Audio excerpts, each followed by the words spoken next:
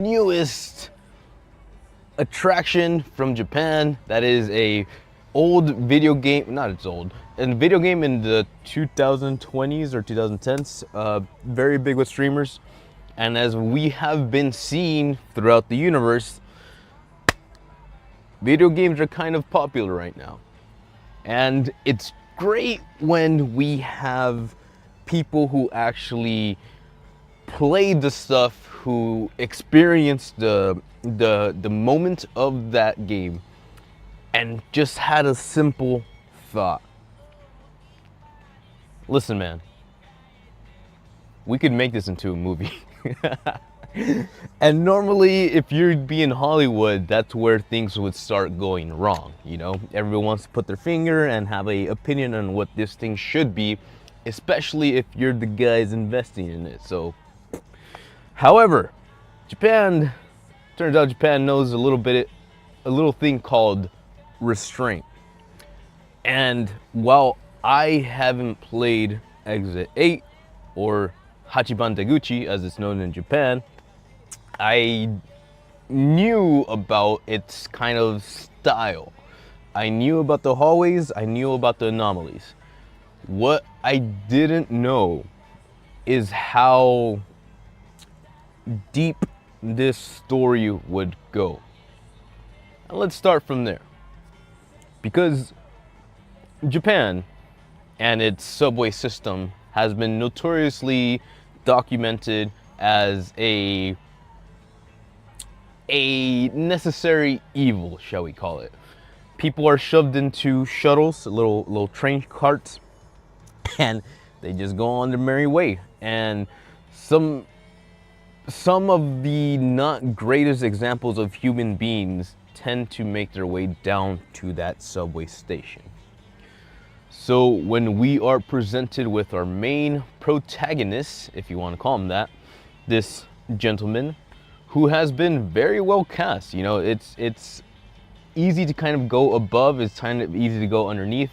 Maybe I'm just his age and that's why I don't feel like he's that old, because I don't want some kind of coping mechanism.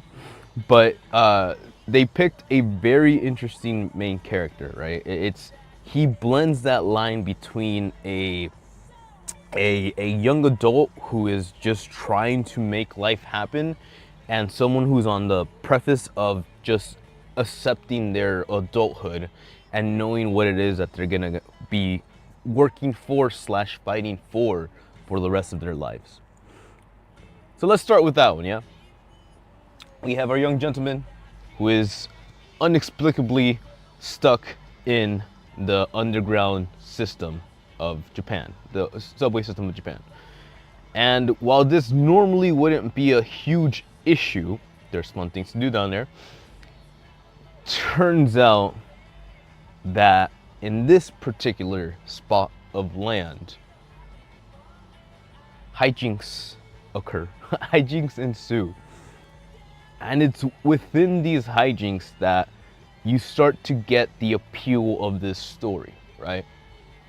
Because normally, walking down the white hallway, staring at posters, and just trying to spot anything differently doesn't sound as what's the word? Exciting / promising as one would presume. But that's where to get you. We start very simply, right? The anomalies are very low key. It's like, okay, a little thing here, a little thing there, something that doesn't seem quite right, but hey, I'm gonna just go ahead and trust it. And those moments are laid out throughout the film. It sort of lulls you into a sense of like chill understanding before things really hit the fan. So let's ask ourselves, why would anyone make a story like this, right? If we're talking about young adults, if we're talking about a Japanese society, if we're talking about the day-to-day grind of the Japanese culture / individuals, people, what would they be trying to tell us? thankfully, we have other examples. He is our main protagonist, but that guy, that guy in the white button-up, the what are they called, the salaryman. I gotta say, that's like, oh, it's a mosquito. That's like 10 out of 10 casting. I don't know who got the call to be like, I know a guy, but they knew, damn it, they knew a guy that looked exactly like that video game guy. And I gotta say, the casting is phenomenal when it comes to this. It's an ensemble of a few people that really bring something fresh to the table. Fresh as in a different perspective, a different mindset, different reactions to the surrounding environments.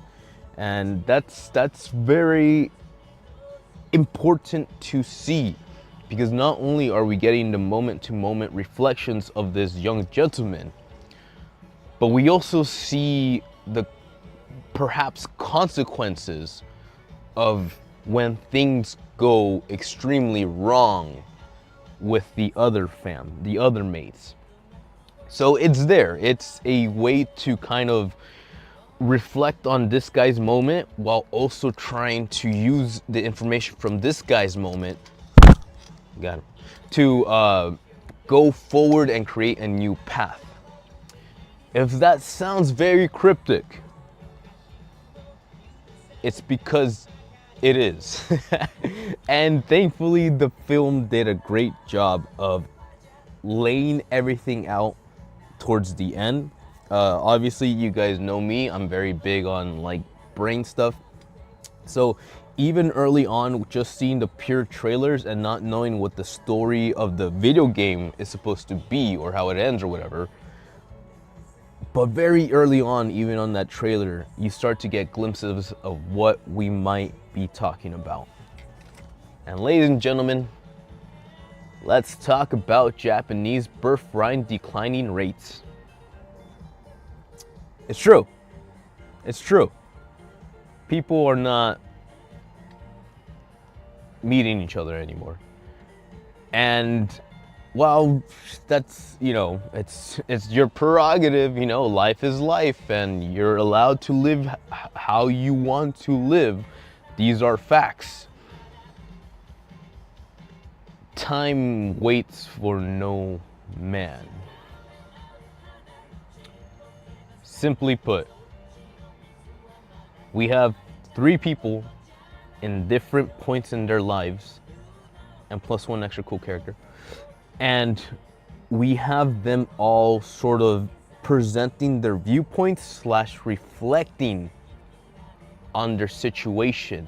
Not necessarily the horror maze that they're stuck in, but what that kind of implies when they get out of this mess. When we leave this, if we're so lucky to make it out alive, where does that leave my life? What have I been doing so far? And is it really worth it? I presume most people ask themselves that question at least like twice a day, depending on how long your drive-through takes. But it's a very important question to ask, specifically when we're trying to investigate and look through what is Japanese culture. The Japanese, for all their great inventions, their culture, their food, the art that they have given back after being not greatest people in the universe, is all things we appreciate. But realistically speaking, the Japanese business workforce model is not something you want. Realistically speaking, sure, I don't mind drinking at night, but even I would get bored of drinking every single freaking day. Like, come on. I love the flavor of beer, but even I get like over it after like, you know, like, oh, I'm good. Like, I had some yesterday. It's good. I don't need any more. And to think that these people have lived their lives with that sort of mindset, that all I'm good for is work. All I need to do is get a job that pays, and I will dedicate my life and my years and my be whatever you need it to be. All to get to where? A balding man with a briefcase, stuck in a loop, going back and forth between offices, waking up and sleeping only in between. Doesn't sound much like a life to me. So, we see that. We see the young man. We see him sort of deal with this emotion of that perhaps, just somehow, and maybe, he might become a father. And that plot point is the one that I was waiting to hear. Because so far, we had seen a lot of symbolism and imagination or imaginary imagery of this almost like a approaching threat in the form of a crying baby, which makes sense. If you see the opening, or if you see that there's a little scene in between towards the middle where he's reflecting on this moment where there's a baby crying on the train that he was on, and it's a packed train. And this lady is carrying her baby, and the baby starts crying.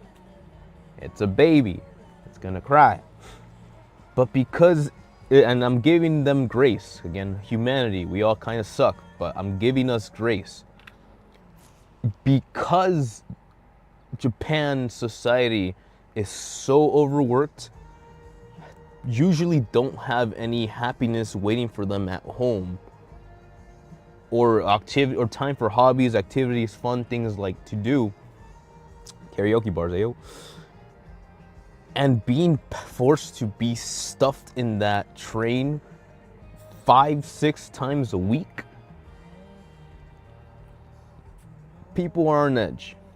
And there is one older gentleman who starts going off at the mother for not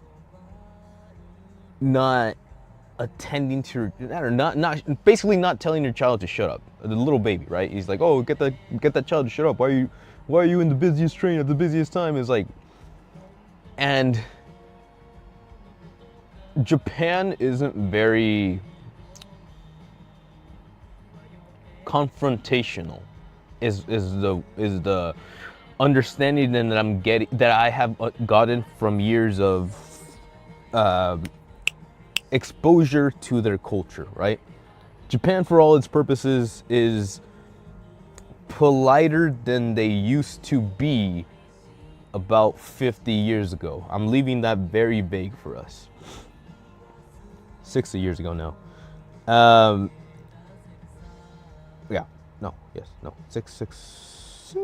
70 years ago. And so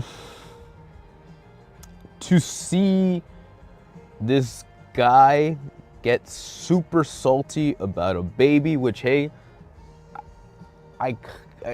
we've all been there, you know, we've all been stressed out, and then to hear this noise, it's not the greatest feeling.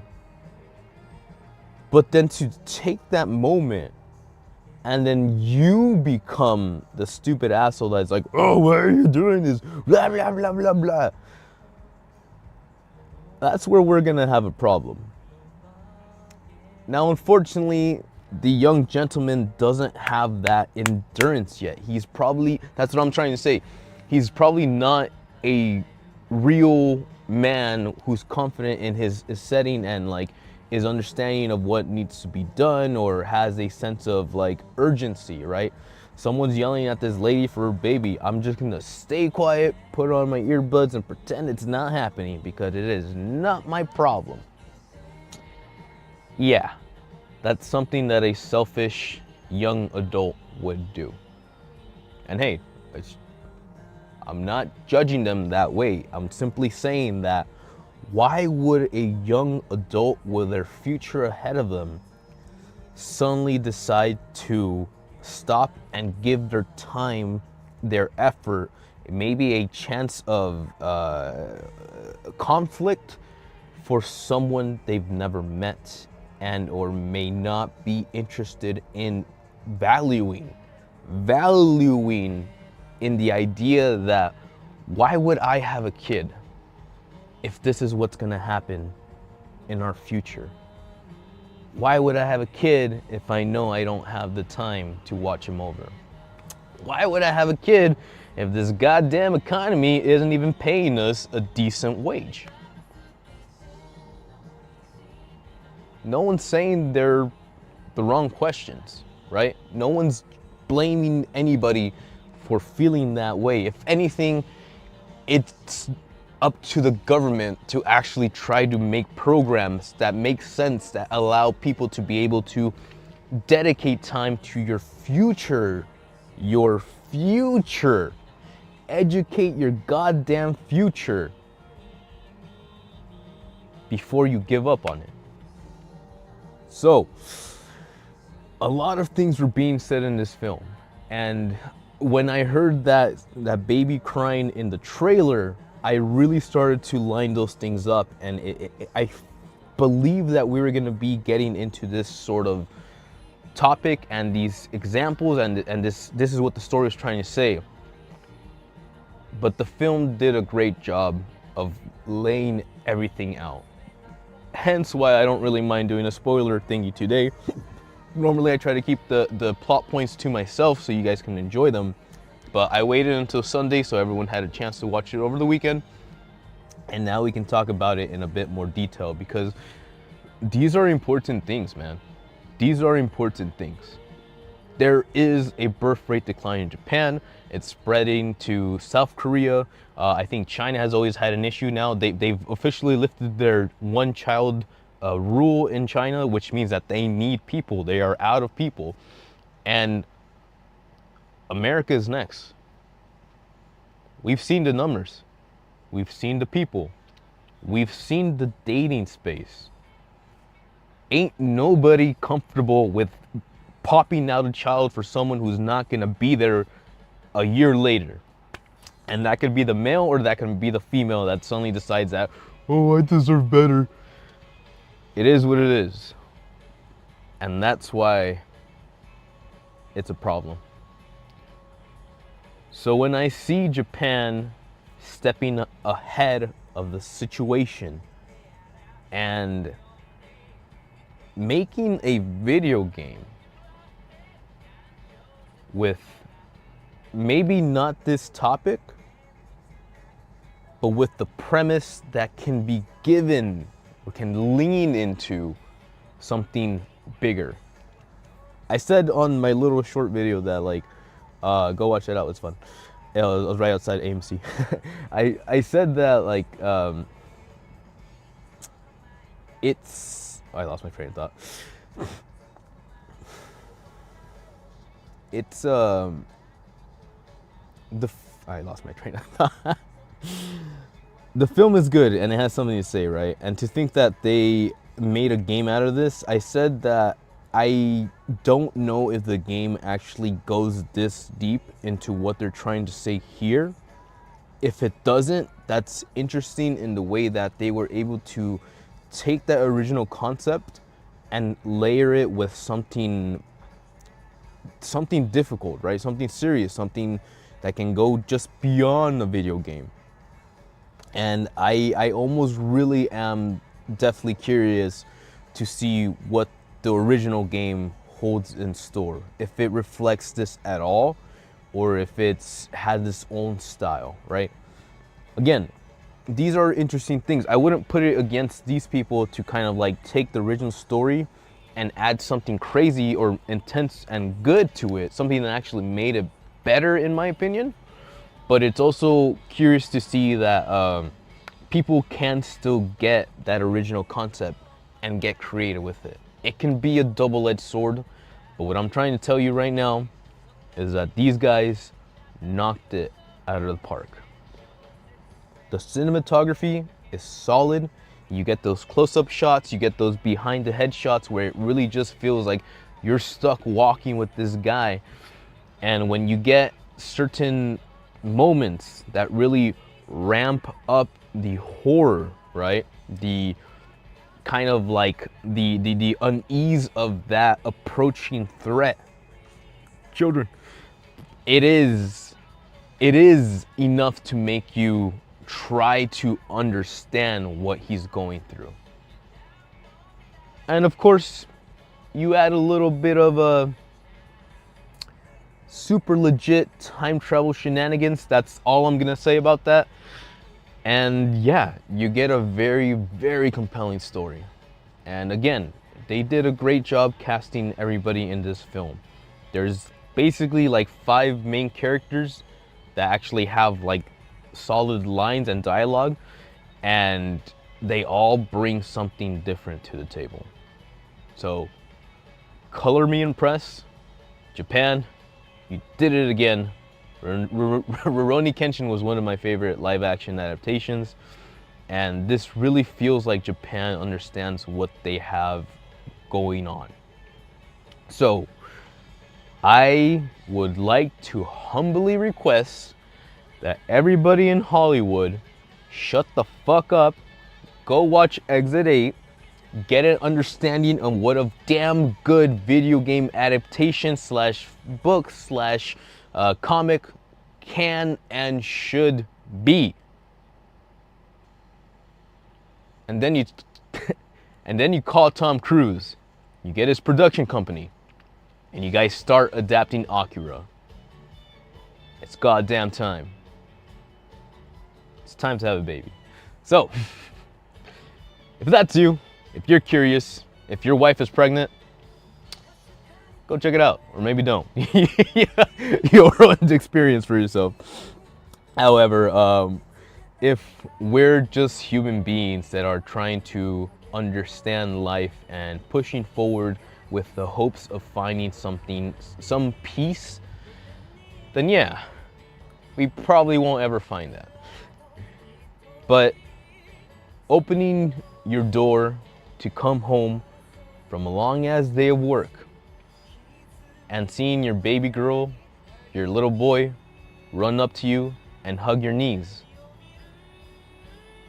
well, it's not so bad after all, is it? So, purpose, responsibility, adulthood, and the power to inspire the next generation. It's an infinite spiral. It's an infinite loop. Life, it finds a way. So, I really hope that you all find your way down to the movie theater and you please, please, please support the crap out of this film. It is very good. I would give it a 6 out of 7. Super easy. I don't want to overhype it, so I won't say 10 out of 10, you know, or 7 out of 7. But it is very damn good. And every kind of like scene that they present that has a looming presence in it, you can feel that. And that is nothing short of a mastercraft. So definitely, if you have time, I might go check it out again today. Honestly, I might go check it out again today. Please go watch Exit 8. And let me know what you think. Should we have kids? Are you guys ready to have kids? What's the stressfulest thing about understanding that I might have gotten my girlfriend pregnant and now I have to make a choice. Do we want our baby? Or do we want to keep on living the same life, the day-to-day life that I've been living my whole life? Something that big is a unmeasurable change in life, right? The birth of your child is something that changes the course of your life for the rest of your days. But maybe, and if you're doing it with the right person, perhaps with hope, love, patience, and understanding, maybe that's not such a bad thing after all.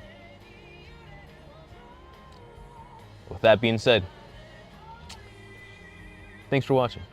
I really enjoy this, and I'm looking forward to more stuff like this coming into our nation, whether that be from Japan, whether that be from France, whether that be from a just director in America that actually gives a damn about the source material that was given to him.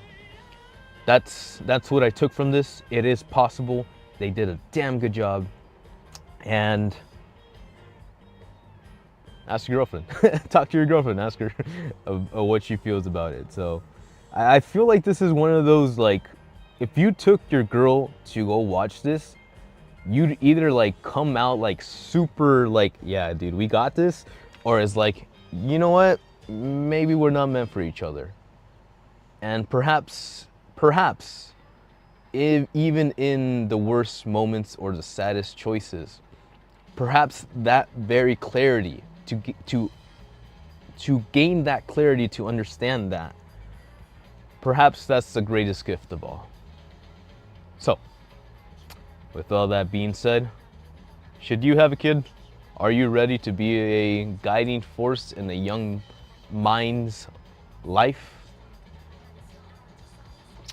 I don't think we're ever really ready, but I choose to believe that having that desire to care for and to give is the most important value for any parent and their child. So let's try to be better, you know? Let's try to love these guys and show them something worth living for. That's what it's all about. And if we're lucky, then this hexagon, what is it called? The Andronius hexagon will keep on spinning for years to come. To infinity and beyond. Thanks for watching. Catch you on the next one. Ciao. Matane. Oh.